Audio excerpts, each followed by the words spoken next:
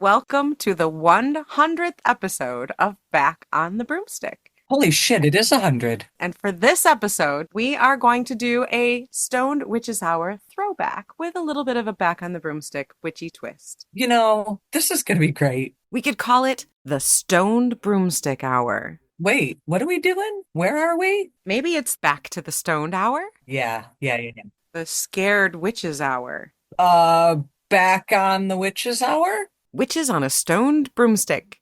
Yeah, that doesn't even make sense. We're still workshopping it. We'll figure something out. Yeah, right?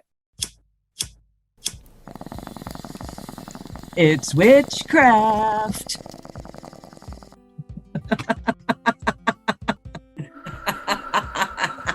Welcome to Back on the Broomstick, A modern witch's spoken word grimoire. where two witchy friends from way back are reconnecting to their pagan roots after a long period of mundanity. We're rewalking the path of the wise and trying out all the latest spells, rituals, and magical theory in today's witchcraft and pagan practices. So grab your wand and your incense Your cauldron and your crystals and join us as we get back on the broomstick.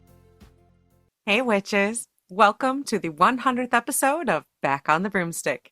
I'm Layla, and Chelle and I asked you guys what topic you wanted for our 100th episode, and a throwback to the Stoned Witches Hour won in a landslide. More than happy to bring you an episode of Stoned Witches on a Broomstick, where we'll be talking about a curse-throwing tarot reader from the Summer of Love in California, and a creepy crawly cryptid from Ohio. So, I'm Chelle, and we have a surprise for y'all tonight. This is going to be great. And for any of our listeners that don't know what we're talking about, Layla and I did a little ditty prior to Back on the Broomstick. We did, maybe 75 episodes of a little podcast called The Stoned Witches Hour. A little true crime, a little hauntings, ghosts, cryptids. We talked about tea, we talked about weed, and we just overall had a really good time. People want to hear that. People have been listening to that. They've been going back to those old episodes, and the masses have spoke, damn it. The Stoned Witches Hour is more popular now than it was when we were putting it out. And we haven't put out an episode in about a year and a half. I'm sorry. That is so weird that it's more popular now than it was when we were doing it. We had a lot of fun doing that. We started right after COVID or during Or COVID. during COVID, yeah. It was mostly an excuse because I was living on the West Coast. You had moved to the East Coast and we missed each other and COVID had happened. So we kind of got back together again, talking about paranormal shit and smoking really good cannabis and drinking good tea and talking about it. We were having some East Coast, West Coast wars, though, with our stories, I remember. For a little while, yes, we did. I'm pretty sure I won. I had the scariest stories. You said you won. I guess people are going to have to go back and listen and see who had And the like scariest vote or story. something, yeah. Yeah, something. But, then we had a great idea to kind of focus more on the witchy aspect, which is where Back on the Broomstick got birthed from. But tonight, it is the Stoned Witches Hour, folks.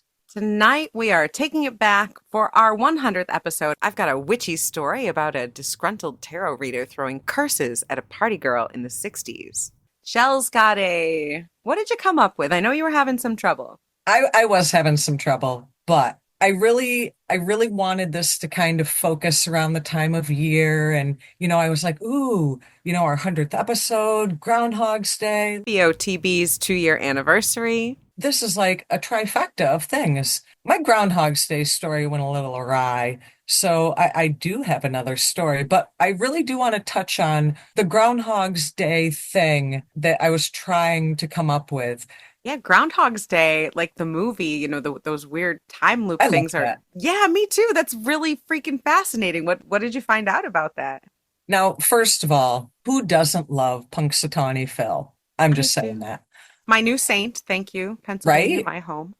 So in this movie, Groundhog Day, a person who maybe not be a stellar human being, I guess you'd say, kind of gets trapped in the same day over and over and over, which happened to be Groundhog's Day. The theory behind the movie is you have lessons to learn. And sometimes if you are not listening to the universe is going to make you listen. Trust me, been there, done that. The universe is speaking to me now. But you, in theory, can kind of get trapped in that literal loop until you learn your lesson and can bust out of it, which is really what happened in the movie Groundhog Day. So you were looking for a tale that was similar to that? I was because, you hear stuff about time loops, and there's a lot of time loop stories in movies and in literature. And I was really looking for a real person or real people, a real story of a time loop situation.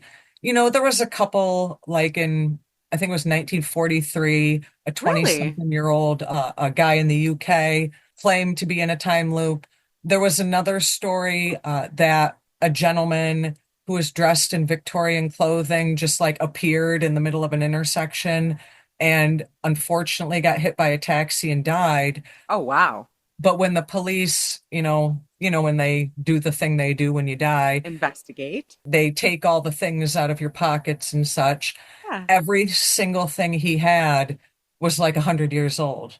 Wow, that sounds more like a time traveler than a time loop, but that's really Right. cool. So, but you didn't go in that direction? I didn't because I couldn't find anything real concrete, no real in-depth stories, and I just couldn't make something of it. So, guess what I did? You What'd know you what do? I did. Guess what I did? I'm betting if I had to put money on this, it would be a cryptid. I'm doing a cryptid. Yes, I knew it. I knew it. And for our folks in Ohio, because we have some folks in Ohio, this cryptid is for you. But I think the time loop thing is something to think about, Groundhog's Day or not. It is a good lesson in learn your lessons because the longer you push them off, the harder it's going to be because you're still going to have to learn them. Ooh. You know, we've had this conversation before when it comes to life lessons and the goddess or the universe kind of keep putting the same things in your path over and over again because we might be a little stubborn. That is possibly something that has been said about us in the past. So Sometimes I need semaphore flags, I'll admit it. that's right. Sometimes we need that lesson to be repeated. Well, I think they said it was like some crazy thing, like hundreds of years that Bill Murray was trapped in that time loop before he was able to learn. Yeah, somebody figured it out, like how long would it take to learn each of the things that he did, and figured he was trapped for like 500 years. No, I think I saw him print. It was like more close to like 10,000. It was something ridiculous. Some ridiculous amount of time to learn it. So we kind of need the same thing sometimes if we're not learning the lessons. So if you are aware of a lesson you need to learn, please save yourself the trouble. Handle it now. Just handle your shit. There you go. But But that's not actually what we're here for. I've got a story about a curse, and Shell's got a cryptid. no, no, no, no. More importantly, I need to know two things from you right now. What's that? What are you drinking and what are you smoking? Okay, yes, let's get to the good stuff. First of all, I have to say that I've had some gummies today before we started this whole thing. Want And to see my normally, surprised face? normally gummies don't work on me. And this is not a tolerance thing. People's genetic differences can affect how your liver enzymes metabolize THC. And some people have more of the cytochrome enzyme that metabolizes it really well when you ingest edibles, and other people don't have it. Shell and I just happen to be people whose bodies don't efficiently convert THC to 11 hydroxy THC, which is the kind that your body can absorb. I'm glad you had told me that at one point a while back because I was eating all kinds of edibles. Like, what the hell? What the hell? What a waste of time and money. And then you told me that, and I was like, oh, I must have the part of the liver that really says fuck you to edibles. However, I found these gummies that are absolutely amazing. They're 50 milligram gummies from this company called Red Eye. Now, you know me, back in California, I would be eating the 500 milligram brownies And and it wouldn't not even touch you. exactly. And these 50 milligrams, if I eat two of them, I am sitting back in the chair, melting into space, very happy, very chill. So these are very, very good gummies. I like them a lot. Is that the gummy you had me eat the last time I was at your house? It is indeed. Yeah, 10 stars, people. 10 out of 5 stars. I had a couple of those before we started, and I bet you can't guess what cultivar I'm smoking. Okay. Something, something, something gelato. How'd you know? It's gelato cake. Oh my gosh, Shell, you're psychic. I am. You are. And I love gelatos. Okay, it's true. But yeah, as I'm smoking on some gelato cake. Now this place doesn't put the THC on there, so I'm not sure what this is. But this is kind of like their mid-range, so I would guess going by how it smokes, I would say it's probably 27% to 29% ish, right around there. So decent, but not super high. But it's really tasty. How about you, Shell? What are you smoking? Well, I was going to say, what's it taste like? Oh, it's very sweet. It has kind of a berry cherry taste to it. It definitely has Ooh, that delicious, ooh. yeah, the terpenes on here are very yummy. It's got those gelato sweet tastes that you know I love. Okay, now I've got something new here. Ooh. Knowing me the way you know me, what is the most important factor right off the bat? THC that hits you upside the head. Correct. So this is called, because, this all comes from legal stores in Hmm. Massachusetts, British Bake Off. That's fun. That's a fun I name. thought that was a TV show. It is. Yeah, You love all things British. and it says hybrid. So I'm not so sure I buy into the whole indica, sativa, whatever, but it says it's a hybrid. No, we've talked about it before, and it's more terpene Yeah. content that determines that. Yeah. Okay. I know I've asked you this before on Stoned Witches Hour, but that's been a minute. There's a THCA and a 09 THC. THCA is the unactivated form of THC. So you can add those two together and that'll give you the THC content. That just means you have to decarboxylate it, like heat it up either with your lighter when you hit it. How the hell do you think I'm smoking it if I don't light it up? Well, sometimes you can decarboxylate it by putting it in an oven at a very low temperature for a little while to activate that THC because the heat just activates it and turns it into a form of THC that your body can then absorb. So if you decarb it using your lighter when you smoke it, your body can absorb it through the smoke. If you decarb it in your oven, then you can bake with it and you can absorb that THC when you eat it. Well, we all know I'm not a cooker. That's right. You're not baking shit. So what you're Except telling your me brain. is I need to add these two together? Yes, add those two numbers together. Oh my God. Because the first number is 32.45 and the second number is 0.53. So we're talking like 33.5%. Now, some of that THC will burn off when you decarb it, but the final number is still going to be right up in your favorite stratosphere. And it has, okay, this confuses me, Layla, and you need to tell the people because I can't be the only one. Under the THCA, it says 32.45% top three terpenes. And then it says D9 THC 0.53% limonene. Delta 9 is THC, basically. Delta 9 tetrahydrocannabinol is the psychoactive oil that's found in cannabis, and it's the main psychoactive component in cannabis. And Delta 8 is the less potent version of Delta 9, and a lot of times it's hemp derived. People get it from the hemp plant that doesn't really have THCA or Delta 9 in it. Yeah. And the limonene, that means the top terpene is limonene. But then the next terpene is called bellacarphan. Beta carophylline. And then the third one is beta micrine. Myrcene. Like, what the hell are these things? I just want weed, man. I just want weed. Limonene is the one that makes it taste like lemons, just like it That's what I sounds like. like. Yeah. Now Yeah. that's more of a sativa. That's more of a sativa terpene. So that being the top end, you're exactly right. It being a hybrid and limonene being up there and that THC being so high, I'd say it's more of a sativa end. Well, let me tell you, it's freaking awesome. The myrcene, that's one of my favorites. Very delicious, very good. It has very relaxing properties, and people use it a lot to help with sleep, stress, anxiety. It has a sweet and fruity taste that some people say is like ripe mangoes. It's a little musky, a little earthy, musky sweet, a little spicy. The myrcene was last. That's okay. You like the limonene, so having that first is going to be really good. We talked before about the different terpenes that will help your back, Yeah. and beta-caryophyllene is one of the terpenes that will work for pain relief. It's sometimes called like the pepper terpene because it has that warm, kind of spicy, woodsy kind of smell and taste. They say that the four best terpenes to help with pain are limonene, beta-caryophyllene, myrcene, and pinene. three of which you have in this cultivar. The only one that you don't have is pinene, which unfortunately is one of the terpenes that we've found that really helps you and your back pain. And that's the only one this particular strain does not have. Better luck next time. But it is going to be delicious and very stony. You know, it's almost like during the day it makes you energized, but at night when you know it's kind of relaxy time, it makes you relaxy. It's a mindset. Just like in spell work, intention is very important. I'm a weed manipulator. There you go. That's what you call it.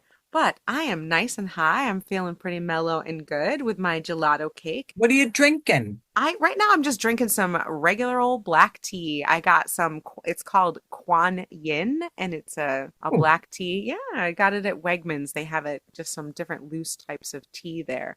So just a little black tea, lemon and honey, very delicious on this cold, crappy night. But what are you drinking? All right, people. Seriously, Tetley British Blend. Got it at the store, not gonna lie. We both went basic tea bitch tonight. Yeah. That's all right. I'm all right with that. So, I've got a really great story that involves a curse, a tarot reader, and a gorgeous apartment in San Francisco. Did you seriously, are we turning this into a West Coast, East Coast thing again? Holy shit, I guess we did, didn't we? All right, lay it on me. Tell me about your ghostly tarot stuff. I guess we literally did go back to the Stoned Witches Hour, my West We did, Coast. without even planning. All right, so we'll start with my West Coast story, and then we'll go to your East Coast cryptid. Okay. This one's really cool, Chelle, and I had a lot of fun looking this up because it basically involves so many things. So I've got in this story a party girl influencer. Well, this was the 1960s, so she wasn't really an influencer, but if the 60s could have had an influencer, Patricia Montandon, the subject of our little ghost story here, would have been it. This whole story takes place around 1969, which was just 2 years after the famous Summer of Love in San Francisco. Interesting. If you think of San Francisco, Chelle, I'm sure there's a few different iconic things that you think of, right? The bridge and the steep roads. Yes, thank you. Oh, I'm so glad you said steep roads because this apartment is on probably one of the steepest roads in the world. And it's very famous for its extremely sharp switchback turns, 8 of them, I guess. And it's Lombard Street in San Francisco. And that's the one, if you ever see like the cars going really, really slowly back and forth, that's the street where this mansion was at the very bottom of Lombard Street. Huh. Now, Lombard Street was built to connect the Russian Hill, I guess, with the downtown area. And where it was built, there used to be cemeteries, and supposedly that's also where they used to do the hangings. So it has kind of a history. The land is tainted, so to say. Right. Yes. And as we know from our previous stories in the Stoned Witches Hour, this always causes problems. You know, it really does. Does. So, Patricia Montandon, called Pat, was born in 1928. She was one of 8 children, and they were poor in the Great Depression in Oklahoma. And when she was 17, she met an older man, about 10 years older than her, very wealthy dude. And as soon as she turned 18, they got married on a radio show Weird. called Brides and Grooms. Is that like The Bachelor of the 60s? I guess so. I did not realize that they had, let's get married shows back on the radio. But Weird. Yeah. So anyway, so she gets married and he quickly decides he wants the traditional stay at home, be a good little woman wife. And that was the last thing that Pat wanted to do. He was also very abusive by all accounts. So she left his ass, got $200 a month alimony for 1 year in the divorce, and had $400 in her pocket and set off for San Francisco in 1960. She got a job working in the financial district, and she says she was really lonely, so she started throwing parties to meet people. Her parties very quickly got her noticed by everyone in old money, super conservative, upper crust San Francisco. And her party started getting written up in the social pages. They would talk about who would go there. The gossip columnists would talk about her. They would run her photos. She was very beautiful. Because she threw such cool parties, famous people started going. She had a gossip column of her own. She was an activist who fought for women's rights, minorities' rights. Oh, and she also had a TV show.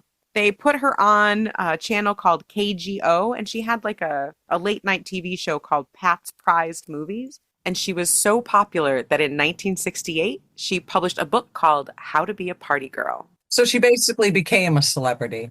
She really did, and she did it through force of personality and all these parties. So her TV show started taking off because it just started out basically with her kind of doing a TV podcast where she would just talk about movies. Picture one of those old late night TV shows like on the cable station. You know, the weird stuff they'd play before the end of the broadcast day? Her show started out kind of like that, but it gained a really big following. So she started doing more and more on the show. Things like baking or showing recipes and talking about current gossip as well as the movies. And it got so popular, she was getting a ton of fan mail, like 60, 70 letters a day. So she moved into this beautiful apartment at the bottom of Lombard Street, 1000 Lombard Street. And it was an old mansion that had been made into 3 apartments. She also started looking for an assistant. She put an ad in the paper looking for literally a Girl Friday. And she found a woman named Mary Lou, and they quickly became best friends. Mary Lou moved in and helped her with all of her letters, helped her with her fan mail, and they would regularly throw amazing parties. At these parties, people like Andy Warhol, Oh, wow. Danielle Steele, Oh, wow. Frank Sinatra. She dated Frank Sinatra. He would go. Eldridge Cleaver. I have no idea who that is. And Joan Baez, the singer, songwriter, and activist, would go. Like, all these famous people would go to her parties, and she would regularly throw themed parties. So you see where this is going? I was going to say, who'd she piss off that killed her? Well, they didn't kill her. She's actually still alive. She's 96. She turned 96 December of 2024. And she's Oh. still alive. Yeah. She actually wrote a book. She's written several books. Okay, side quest real quick. One of her more recent books was written in 2014, and it was like a memoir, and it was called Peeing on Hot Coals, which actually turns out to be more sad than funny. But anyway, no comment about pissing on hot coals. I'm just confused on how, if she's alive, where does the ghosty part come? Oh, she's not the ghost. She's the one that was cursed. Oh, do tell. Keep going. So she throws these themed parties, right? And she decides, because astrology is huge in the 60s. Everybody's into astrology And tarot was starting to pick up a little bit. exactly. So even though these were like the big upper crust people, the hoi polloi, the super rich people, her parties were very earthy and hippie. Like, she basically gave them a chance to let their hair down. Exactly. I guess Ted Kennedy even went to one of her parties wearing love beads. It's rumored that she had visited the Satanist Anton LaVey at his black house on California Street with her friend to get a sex potion. I don't know who the sex potion was for, but it's said that that's where she got the idea to have this astrology occult themed party. She invited an astrologer. She invited someone who used a crystal ball, palm readers. She had her whole house decorated with zodiac signs and candles and draped fabric and, you know, just very bohemian. And she had hired a tarot reader. Now, the tarot reader showed up late. And when he showed up, he came with a bunch of uninvited people. He had a whole entourage, and he was wearing green velvet from head to toe and some sort of feathered cape. I like it. Right? And I guess he kind of swirled in with an attitude.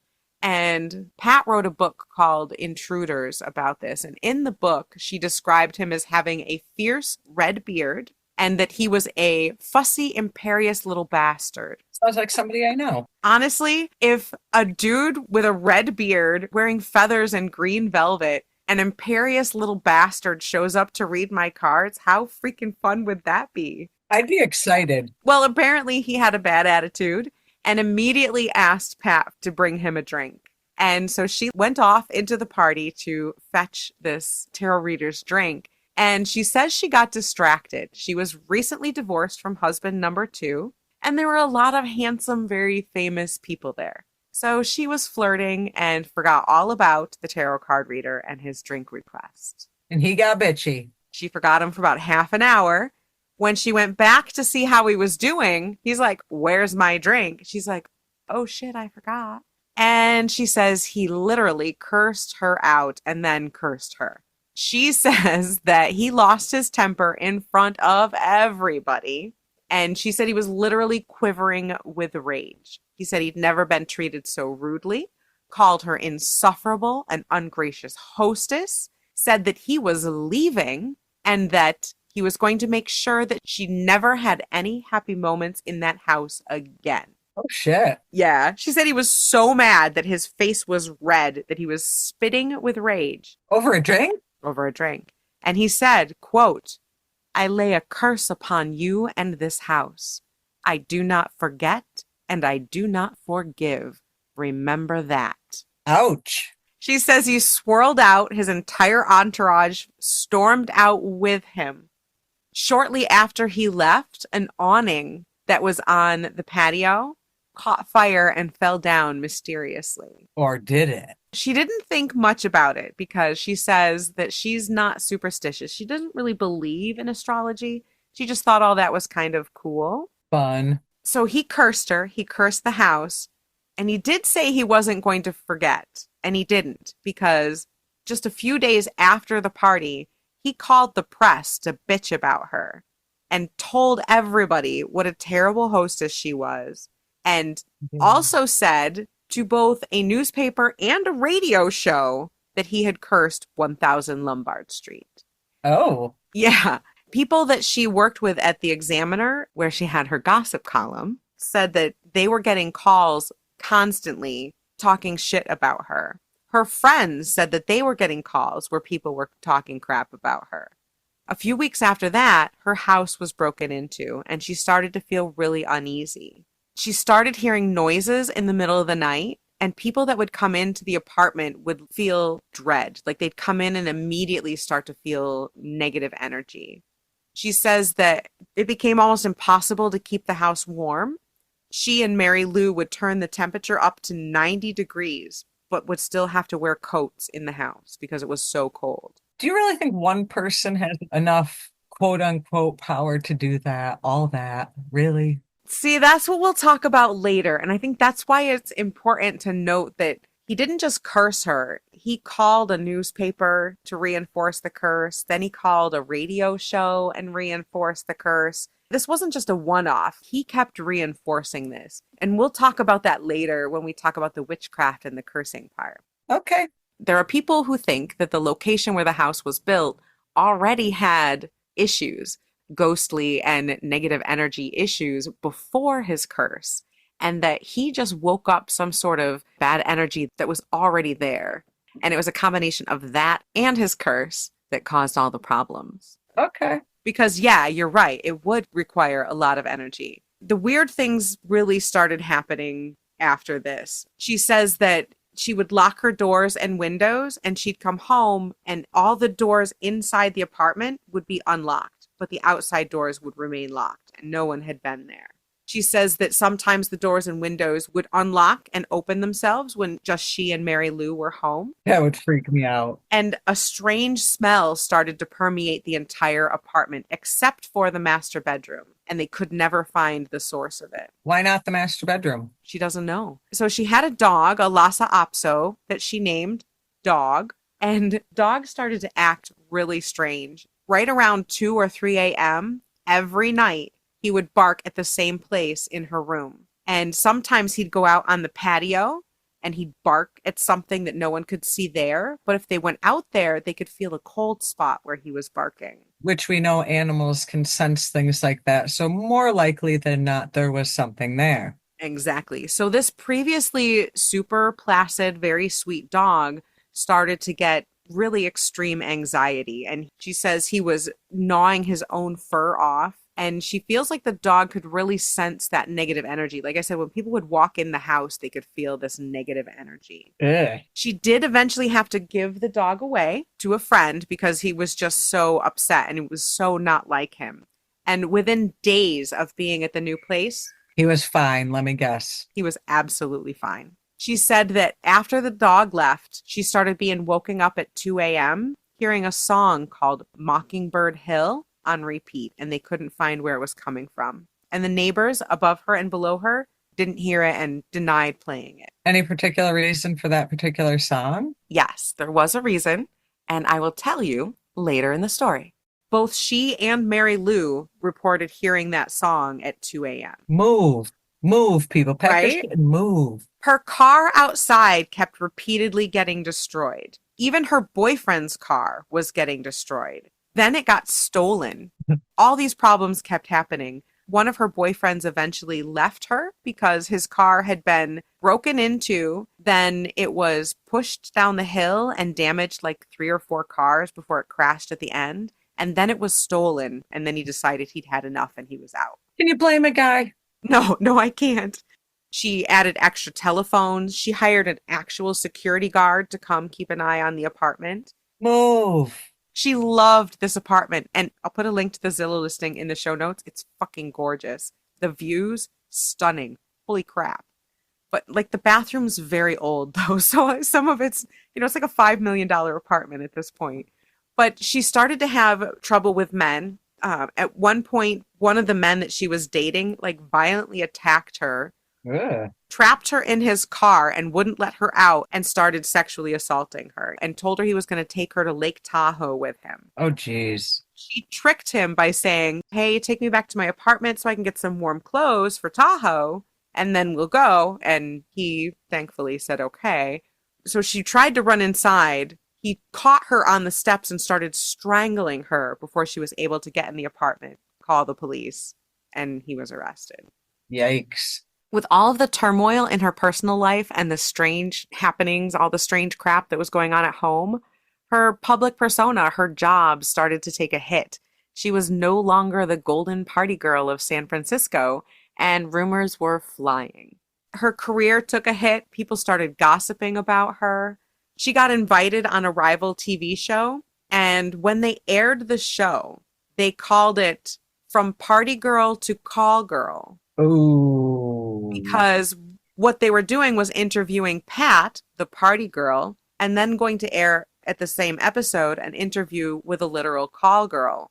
Only they axed the call girl part of the interview at the last minute, but kept the title. Ouch. Yeah. So people were sending her hate mail. They were sending her bloody menstrual pads in the mail, which could have been the tarot reader with the curse. She had an overdose. She was getting sick. One point she called the police because there was a red stain that started dripping that had appeared in the middle of her living room ceiling. What was the source? When the police got there, they went into the apartment above hers to investigate, and they found what Pat said in her book looked like some type of occult activity. And in the center of the apartment, they found the remains of a bonfire. Like they had broken up furniture and created a fire right there in the middle of the apartment. According to Pat, it looked like some sort of occult ceremony had happened there. The fire was right above where the red liquid was dripping from the ceiling in Pat's apartment. Yikes. She married her boyfriend, Al Wilsey, at the time, and he moved into the apartment. He also noticed the strange feelings. Mary Lou, who lived there, Pat, and Al all started feeling dizziness, headaches, disorientation. And although they got checked out, no one could find a cause. In 3 years of this curse, 3 women, all close to Pat, and all who had lived at 1000 Lombard Street, would be dead. 2 of them by suicide, and the third under mysterious circumstances.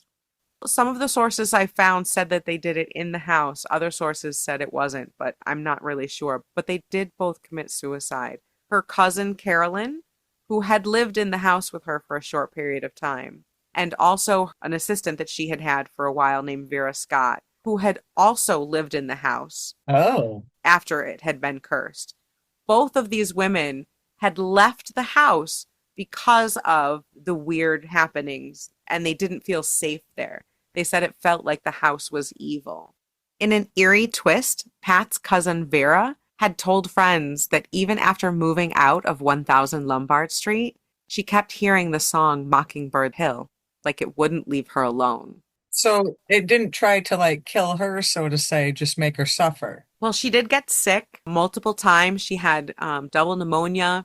She almost overdosed on pills, so maybe it did try. Oh, jeez. But the worst thing that happened in the house was Pat and Al decided to move out because it was just too much living in the house. And they moved into a house together, somewhere in Hollywood, I believe.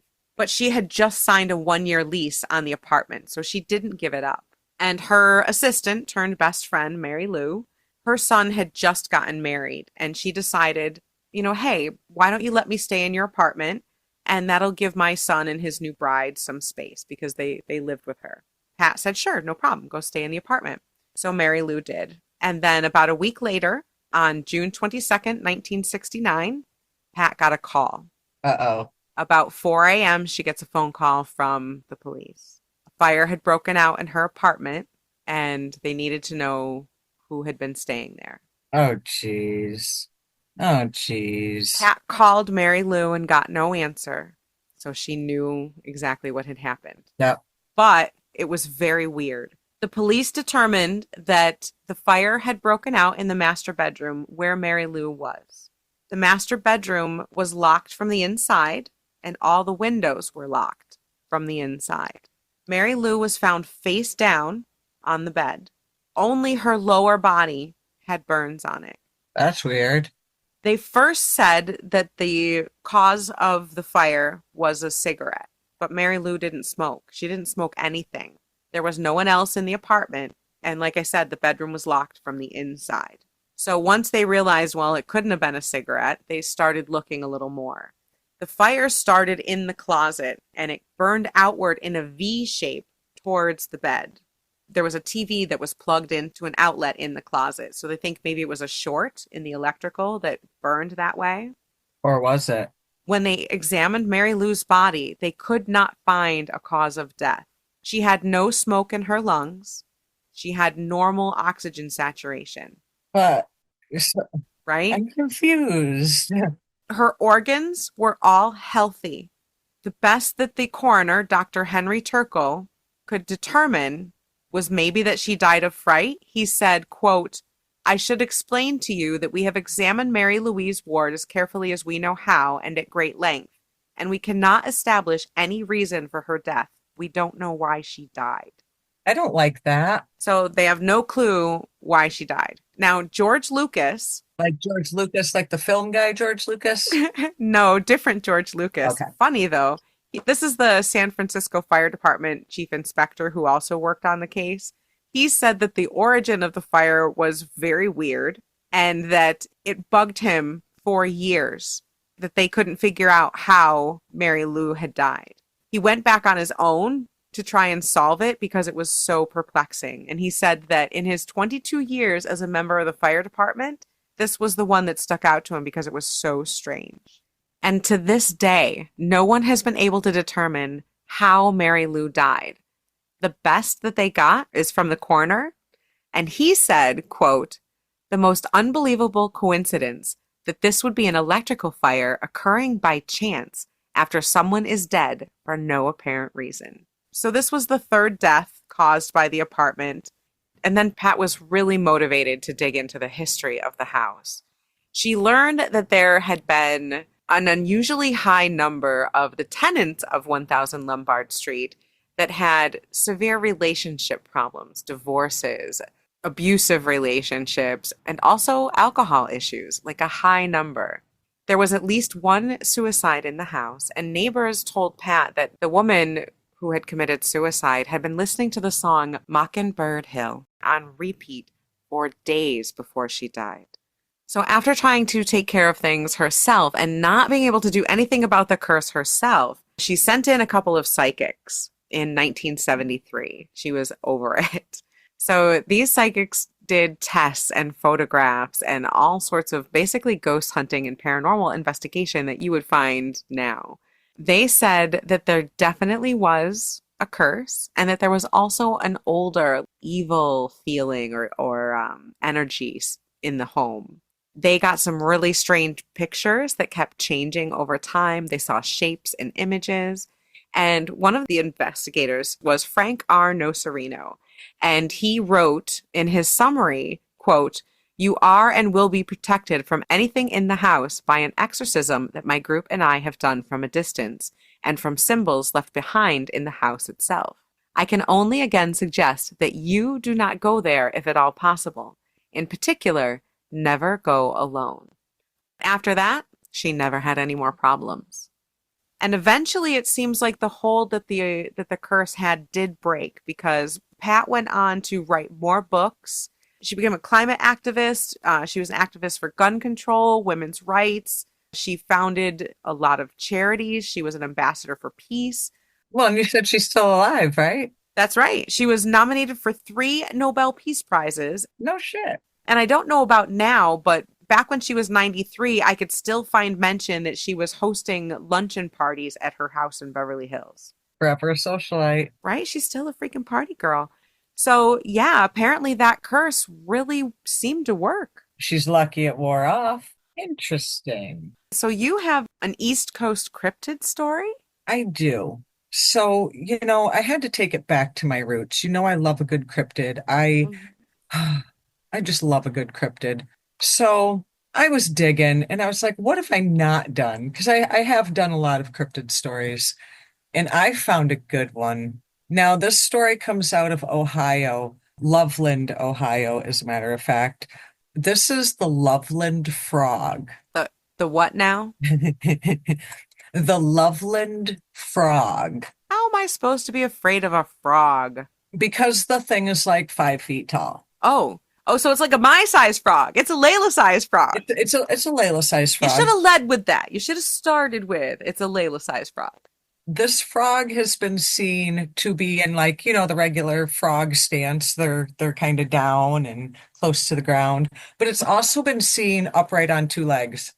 What? Like standing up on its little webby hind legs? As tall as you. Like the frog in I think it's something in the frog. I don't know. The Princess and the Frog? That might be it. Yeah, so it's standing up like the Frog Prince in the Princess and the Frog Disney movie. It is. It is. Well, that sounds kind of cute. The pictures didn't look so cute. No, No, no, no. no. The deal is that there has been sightings as far back as like 1950s is Oh. what I can see. So in 1955, there was a what were they called? Door-to-door salesman people. Mm-hmm. So this door-to-door salesman driving along, an old dark road in rural Ohio, Loveland, Ohio. He swears that he sees this 4 or 5 foot frog up on its hind legs walking across the road. Really? Yeah. Yeah. Okay. How much had the salesman had to drink? Well, that is exactly what I would have thought too. But a local farmer also was said to have seen this shortly afterwards. They poo-pooed him off because the farmer was kind of known around town for a little drinky. They thought, he's just kind of jumping on the bandwagon kind of thing. So it was it's not that they didn't believe the salesman, but you know how like an outsider comes to a small town, makes some outlandish accusation, and all the locals are like, who are you and why are you here starting trouble? So people kind of didn't believe him because he wasn't a local. Or because he said he saw a 5 foot frog walking across the street? One of those two things. Well, yeah, yeah. So he described it as like grayish and had a frog-like head with bulging eyes and kind of a leathery reptile type skin, but that its lower body was more human. Now, I'm not going to lie to you. I did find a picture that kind of had a butt-naked frog. Did it have a butt? It had a butt and no pants It's a on. frog with a butt? A frog with a butt. So after 1955, no one really heard much more about it. No one really said they saw it. Did he have frog feet, though? Then 1972 rolls around. Now, door-to-door salesman from out of town. Okay, you don't want to believe him. Okay. Then in 1972, on March 3rd at 1 a.m., the local police officer, Ray Shockey, he was just driving around doing his rounds and he stopped because he saw something cross the road and he thought it was a child. And again, 1 a.m., middle of March, probably a little chilly in Ohio. So he was like, I better stop and look. He saw this crouch down in the regular frog position, I guess you'd call it. He sees this thing crouch down and then shoot straight up, stared the cop right in the eye, and then jumped over the guardrail. Off he goes. Now, this was in an area called the Little Miami River. So he goes back and he's like telling all of his coworkers who kind of think he's a little nuts. And they're like, yeah, okay, I guess you saw this frog. Sure, buddy. They go back and they find that there are scratches that they can't explain where they've come from on the guardrail. Oh, Like, okay. not like car crash scratches, but like unidentified sourced scratches. Okay. So 2 weeks later, another police officer, Mark Matthews, he also said he encountered on the road that night a 4 to 5 foot, basically frog-headed person. He said it stood up from a crouched position. Then the cop fired its gun, missed it, but he thinks, here's the thing. One account said he missed it, and one said he seemingly injured the animal, but then it still got up, jumped over the guardrail, off it went. Later on, this guy Matthews, here's where it got a little weird. This guy Matthews later on claimed that he lied about his story and that he had actually seen a big lizard that he thought might have been an escaped pet iguana that had lost its tail. First of all, I didn't know iguanas lose their tail. They can. And they can Second get of all, pretty big. are you telling me there's a damn 5 foot iguana somewhere? Because if you I don't think are, they can I get am that big. scared. I mean, with the tail, an iguana can get that big, but I don't think, especially a domestic iguana in like Ohio, I don't think it's going to get 5 feet long. But he told people that he made the story up because he wanted to make his coworkers seem less Boo. crazy. Yeah. Okay. So the one guy did see it, and the second guy made it up. The second guy made it up to basically make his Try and back coworker up his not friend. seem right. Not seem like he had been drinking way too much alcohol on the job. Right. Okay. I can see someone doing that for a friend. If I was worried that you would lose your job because you said you saw a cryptid, I'd back you up. I probably wouldn't lie about something you love as much as cryptids, but I would absolutely back you up. Now he claims that even a couple of weeks after that, so he lies about it, okay? I get it. You're trying to save your buddy. I got you, Sure. buddy. Got it. I get it. But then a couple of weeks later, he then turns around and says that this time he actually saw it. Oh, no. Yeah. Nope. Sorry, boy who cried cryptid here. No. Right. So then he claims to have a photograph of it, which the photograph is, 70s garbage at best. Right. Really bad attempt at 70s Photoshop. Yeah, right. But there was something on the books is recently, so there's no more stories after this. So the one cop Okay. swears on his life that he saw it. The other guy's just a fibber. Can't Just a stop fibber. lying. Wants a lot of attention. So people are like, okay, these people claim to see it in 55. We got one cop in 72 that says he did, one that lied about it. No one else has really seen this thing. This is where this story made me think of you hardcore. Fast forward to the year 2016. Okay. So at this point, you're talking what, like 40 years since there's been a sighting. Two folks are out walking around in the woods playing Pokemon Go. That is I such a love you thing. Pokemon Go, and I love walking in the woods. Such a you thing. It I'm is. like, It this, is. this screams Layla. Yeah. They supposedly see, and again, photograph what they think is a humanoid frog-like creature. A real live Pokemon in the woods. A real live Pokemon in the woods. Yes.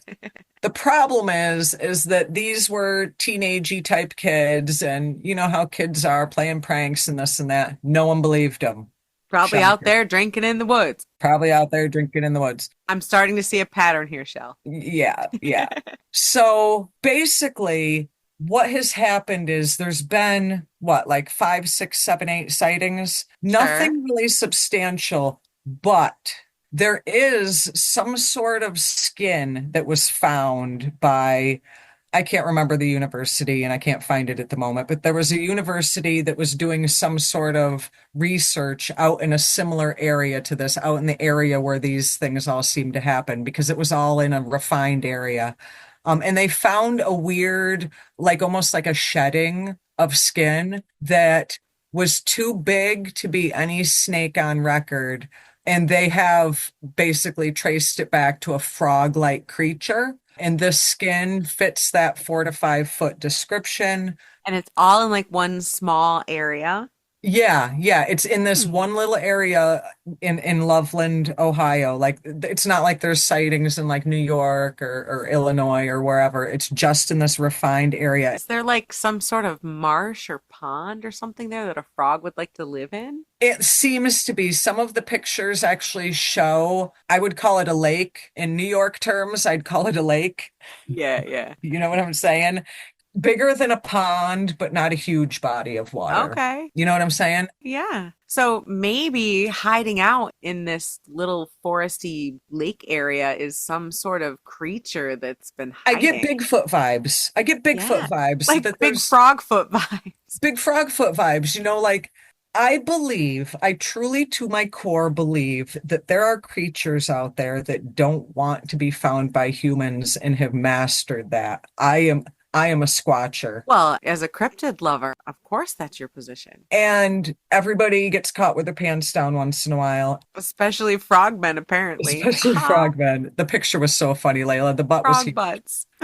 I do think that there are unexplainable things out there that have mastered the art of hiding, just like Bigfoot. Because I also, I feel like I've seen Bigfoot. Bigfoot has been in my hometown before.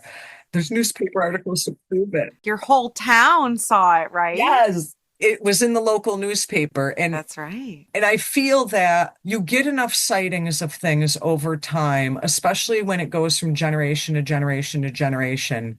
Can all these people really be lying? Seriously? I don't know. I don't know. I don't think so. 1955 and 2016, like these aren't in the same friend circle. You know what I'm saying? I love these stories too, but mass hysteria is a thing.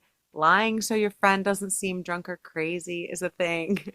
But these kids, the kids that seen it in 2016, they claim something completely different and in addition to the original stories and sightings, that it had like this wand-like thing that like basically it described it as like spitting fire. Okay, hold on. It had a wand and it spit fire. I'm just thinking a magical frog. Now it's a magical frog? That's what I'm thinking. We need But to go to Ohio. I know, Where's our right? schoolie? Dang. Let's go to Ohio. I want to go. Our Ohio listeners, please tell me what you know about the Loveland Frog because I I need want to to know if know. this thing has a fiery wand because I want one. I want to go camping on this lake and see I if we can know. find the frog. I mean, if it spits fire, does that mean it's technically a dragon? Oh, Right? yes. No, they specifically said a wand. So the wand spits fire, or does the frog spit fire? The wand spits fire, and the frog has the wand. Oh, so somewhere between 1972 and now, it He picked up gained a he wand. got a fire spitting wand. He's been on quests, man, apparently. Frog has seen shit. Him and Bigfoot shop at the same damn store.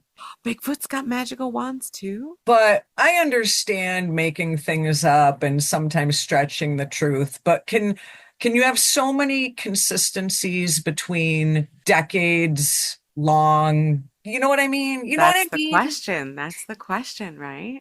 I want to go camp there. That's all I gotta say. This is one cryptid that won't kill you. It won't steal your soul. It's not going to make you bleed to the end of time. Well, I don't know. It's got a fire spitting wand. It might be pretty dangerous. Unless it's using that wand to toast marshmallows or something. That's probably not a good thing. I mean, what is he doing with it? Like, is he casting magic spells? Where did he get it? Was he hiding it? He didn't have pants on, so he couldn't have been hiding it. He had no Did he pockets. leave it at home or did he get it somewhere? I like to think he went and got it. And if he's living in the water, how is he living in the water with a wand that shoots fire? Right. Maybe he lives on the shore.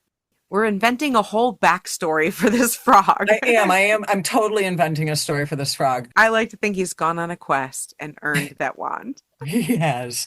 So the thing is, maybe we should go camping in Ohio because he hasn't been seen since 2016 and it's been about 10, 15 years. It's Well, there you time. go. It is time. It seems like he appears like every 15, 20 years. So But why just in Loveland, Ohio? Why not in Cleveland?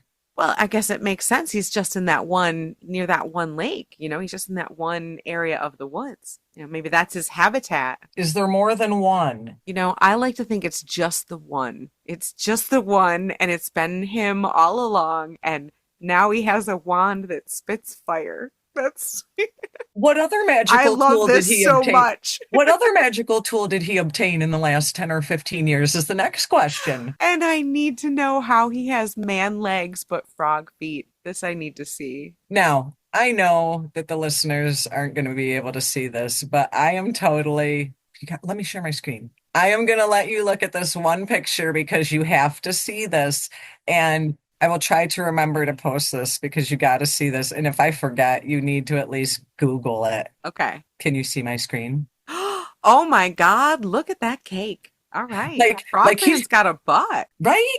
So this is basically like an artist's rendition of when the cops saw him, I guess you could call it. Now, in this, it looks like he has a tree branch in his hand. Now, he does appear That to be. I'm wondering if that's the sparkly wand that they didn't catch on to until 2016. Maybe this is the start of the wand. Maybe this is where maybe he created a wand. I don't know. I'm gonna say this is where it came from. But yeah, he's got a nice looking butt there. Whoever their crime scene artist was back in 1955, kudos to you, my friend. Captured the essence of Frogman beautifully. Perfectly. He doesn't hurt anybody. He's just waving his wand around. And I need to know more. If you are a listener from Ohio, tell me more about the Loveland Frog because I need to know this information. All right. So now that we've told our stories and I am packing another bowl, let's talk about curses. Let's talk about. So if a disgruntled tarot reader flaunts into your party late and demands a drink and then curses you, literally, for bringing it late, what should you do? How do you know if you've been cursed? And what do you do if you have been cursed? Well, can I also say that just because you're having a string of bad luck doesn't mean you're cursed either? That is correct. I would have to say my first bit of advice about curses is you probably haven't been cursed. Right. It's almost never a curse. It's usually, like you said, bad luck, or sometimes it's what I like to call unintentional hexing. Except for that one time I was cursed. Most of the time, level one I like to think of is it's your coworker that you just don't get along with that's constantly shooting daggers at you and thinking shitty things about you every time you look at her. It's the neighbor down the hall that hates you because you got the apartment over his best friend and he's constantly talking shit about you. And whenever you say hello, he's sending death threats with his eyes your way. Can I just say that if level 2, Massachusetts drivers. There you go. Yeah, you're flying down the road and you're cursing out. I hope that cop gets you. Yeah, I hope you step on a Lego. I hope you have an itch on your behind that you can never reach or whatever. That's where my itchy asshole spell comes in. Level 2. Level 2, where you mean to send bad energy at that person. And those things can build up. That type of energy can build up on somebody. And so regular cleansings can help you get rid of that, right? Like taking a cleansing bath or using a smoke cleanse or a music cleanse. You should incorporate that as a regular part of your witchy hygiene anyway. And there's nothing wrong with some salt and mirrors either. Yeah. And the evil eye, people give you the evil eye without meaning to or by meaning to all the time. And there is a talisman also called the evil eye that you can carry with you. You can carry different stones, hematite, Herkimer diamonds are good for that, to help repel negativity on a day-to-day basis from those level 1 and level 2 unintentional little shitty things, right? But real cursing requires energy. That's why every time you think shitty things about that driver that cut you off, he's not going to go home and have horrible shit happen to him, even though you cursed his whole marriage and his lineage, because you probably forgot him by the time you got to work and bitched about him. Saying the words isn't enough. Yeah, just saying it really isn't enough. At most, maybe they'll step on a tack that day or something, but the energy you put behind it was minimal, so the result of it is going to be minimal. Yeah. A real curse requires intent, it requires power, and it requires that to be maintained, which is why you probably don't have a generational curse either, because that's some heavy shit. But if you do get cursed, because there's witches out here there's witches everywhere, man. There's magical practitioners everywhere. Pat Montandon did not intend to insult someone who would curse her, but curse her he did. And you asked the $1,000,000 question, and I'm so glad you did. You said, when I talked about this curse, that a curse had to be maintained. Right. He didn't just do a level 2, screw you guy who cut me off in traffic and then forget about it spell. He maintained it. He called and he Yep. remembered enough. Kept following up with it. And he put it out into the world. He told other people about it, who then talked about it at the time. Fed into it. Which can feed into it. Fed into the energy. Yep. Oh, that's another good point. If you think you've been cursed, just don't accept it. Don't feed into the energy. Just be like, no, I don't accept that shit. And if your wards and stuff are good enough for that, you can just leave that curse right in the cursor's hands. That's a great thing with curses. If you don't believe in it and your wards are good enough, most curses aren't going to affect you. So I'm rubber, you're glue. It bounces off me, sticks on you. Woman, I have that written in my notes as an effective thing because it's surprising how effective that charm is. Seriously. That is funny, though. It is funny. It's good. That's good. So that's what he did, is he empowered that spell. He didn't forget. He remembered to keep putting energy into that spell, which is really what you have to do for a level 3 curse. Think of it like a fire. You either let it go out on its own or you keep feeding it. And he kept feeding it and he kept stoking it, which is why it kept working.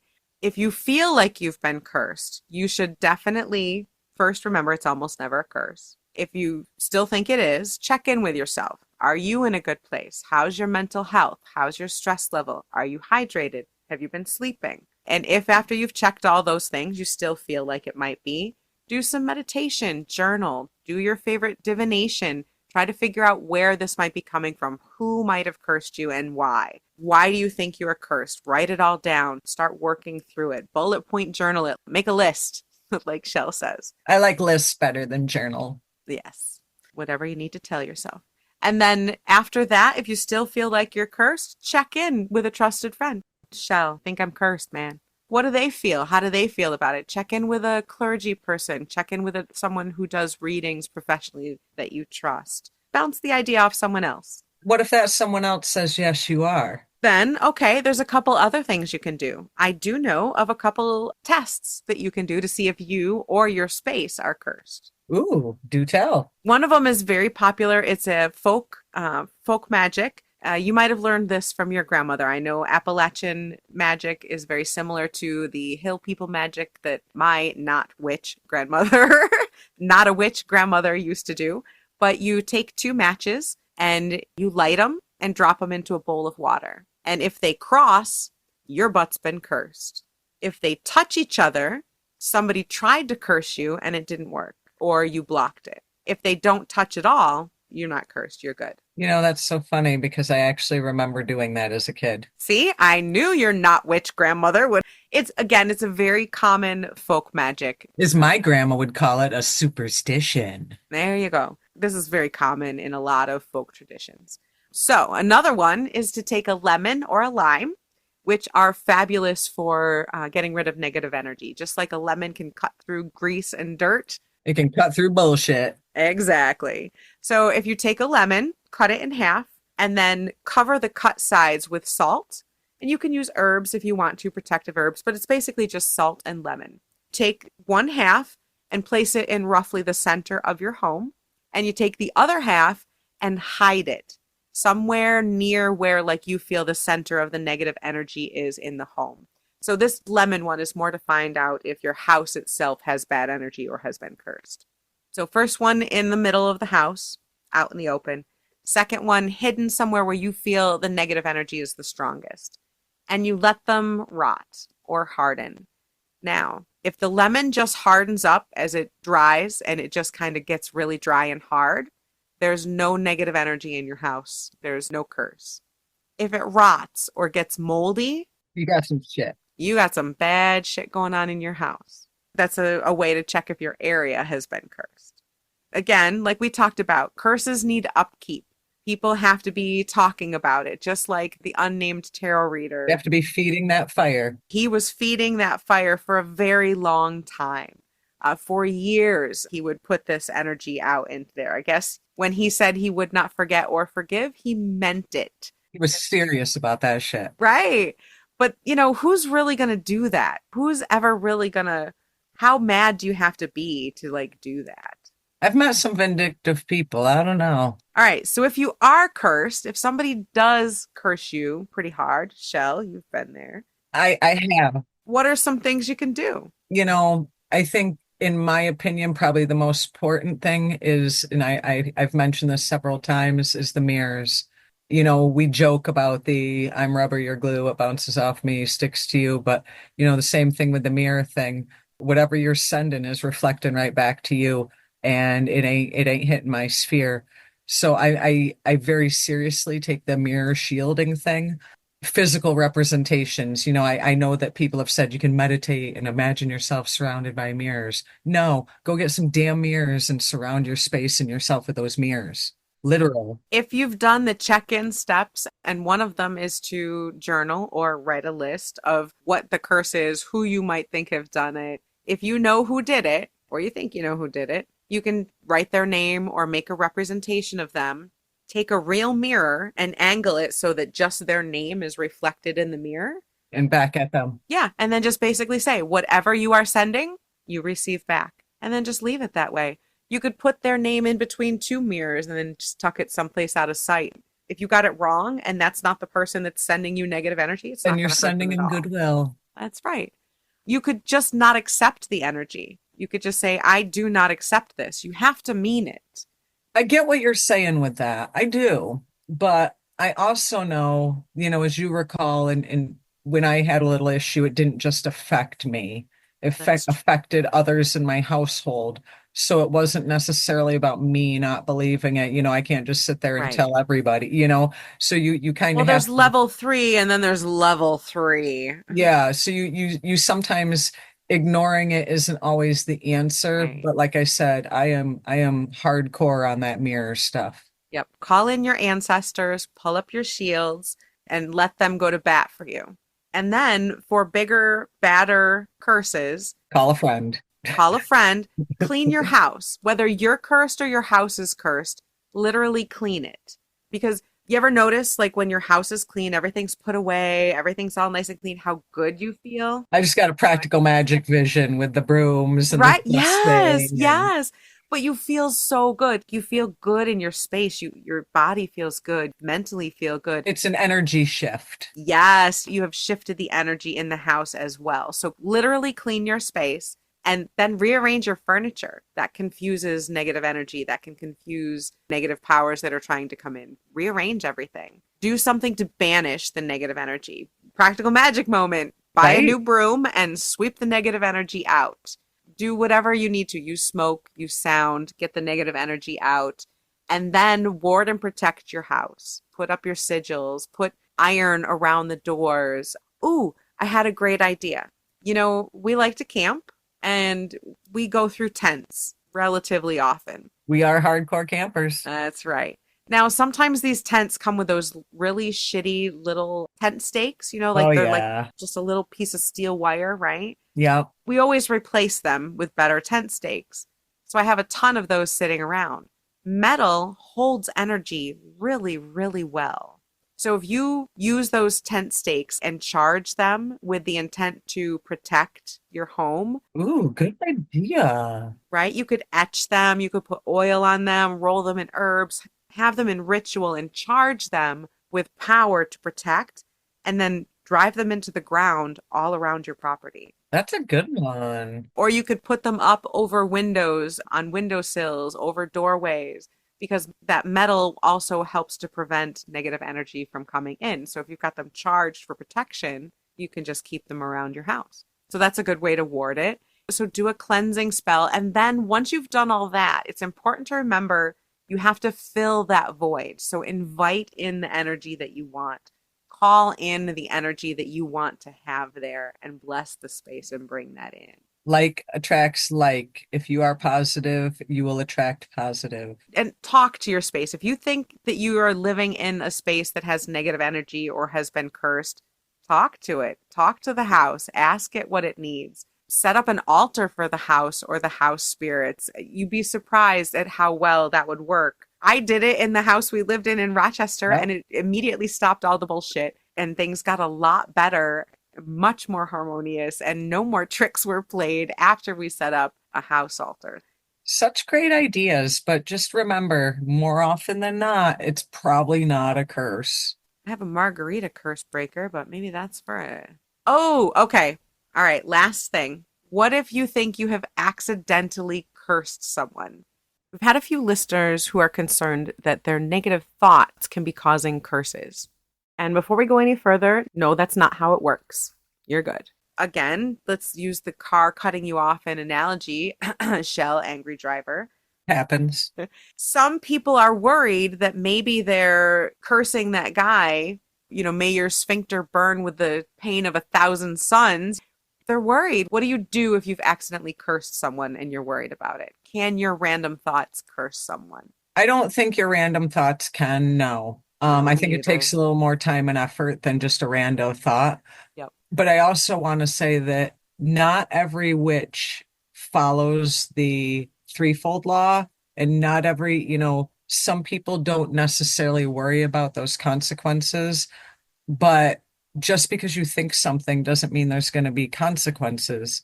It does take some level of thought and energy more than, you bastard, you cut me off. I hope you get a flat tire. It's going to take more than that. Yeah, exactly. Even if you're really mad at them, I agree. It has to take more than that. I do know 2 different ways to call back a spell if you did curse someone and you'd want to bring it back. Okay, I'll listen. All right, so the first one, very easy. You dig a hole in the dirt, preferably in the ground, but a plant will do. Just a very small hole. Then into that hole, whisper what happened. Whisper to the dirt who you cursed, why, and why you want to take it back. I mean, say you're sorry, literally. You have to do it 3 times. Say it 3 times into the hole. Just whisper it. Then put in an offering, something like a piece of fruit, a note that says you're sorry, a crystal, a coin. It should be a gift to counter the negative of the curse, right? So you put that in the hole, cover it up, turn around, don't look back, and walk away a different route from the way you went to get to where you put that in. That'll break the curse. No, this is a little more unconventional, but honestly, I would just probably light a candle and ask deity, be like, hey man, I fucked up. I'm sorry. Can we take this back? I'm real sorry. I didn't mean to do that. Another really simple, fast thing is take a little bit of tea, take a sip of tea, and in your mouth, while thinking about the curse that you said, run the tiny bit of tea and your tongue over your teeth, over the inside of your mouth, and then spit it out into running water, just like your tap. Turn the water on and then spit it out, and that will get rid of the curse as well. And then slap yourself in the face. So it's basically taking the words that you said, the thing right out of your mouth. The words from you said right out of your mouth. You can also bite a little bit of lemon and do that and spit it into running water. I kind of like the added slap yourself in the face. Yeah, and then slap yourself in the face because why'd you curse somebody, you jerk? That's Chelle's addition to that spell. There you go. Crossroads are good places to leave curses too. Just walk to a crossroads, say it at the crossroads and take it back, and then turn around, don't look back, and walk away. So there you go. There's our cursed house story and our cryptid frog story and what to do if you've been cursed. So there you go. We have successfully combined the Stoned Witches Hour and Back on the Broomstick to bring you Stoned Witches on a Broomstick. And probably the longest episode ever. Can I just say, with everybody listening, I'm going to make this public. Here's to 100, my bestie. I love you. And this has been fabulous. And I'm so glad we had the idea to do this. And let's just keep on keeping on because I love this. Me too. 100 episodes, our 2-year anniversary. It's just about in bulk. It just can't get much better. So thank you all so much for being with us for 100 episodes of the Stoned Witches on a Witches on a Broomstick. I like that. We really appreciate all you guys hanging out and being part of our witchy being part of our witchy circle. For this episode, we're going to say happy 100 to all of us. Listeners, you, me, happy 100. Cheers. Happy 100. We hope you enjoyed this witchy throwback. If you like this episode, please like, subscribe, give us some stars, some reviews. Our baby YouTube channel is almost at 1,000 subscribers, so if you haven't checked that out, hop on over there and give us a like and subscribe on YouTube. We're on Blue Sky, Instagram, Facebook. Find us in all the places. So we will see you next week. In the meantime, be high, be happy, and keep it witchy.